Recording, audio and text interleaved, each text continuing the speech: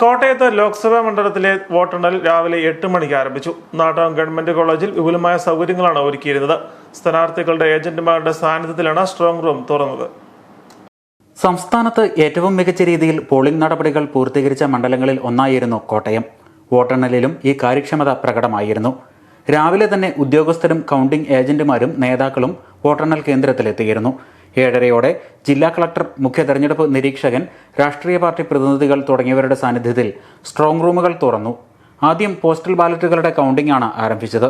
31 മേശകളിലായാണ് postal ബാലറ്റുകൾ എണ്ണിയത്. 8 മണിയോടെ EVM-കളിലെ വോട്ടെണ്ണി തുടങ്ങി. 7 ഇടങ്ങളിലായി 98 മേശകളിലായിരുന്നു EVM-കളിലെ വോട്ടെണ്ണൽ. 675 ഉദ്യോഗസ്ഥരെയാണ് കൗണ്ടിംഗ് ഡ്യൂട്ടിക്കായി നിയോഗിച്ചിരുന്നത്.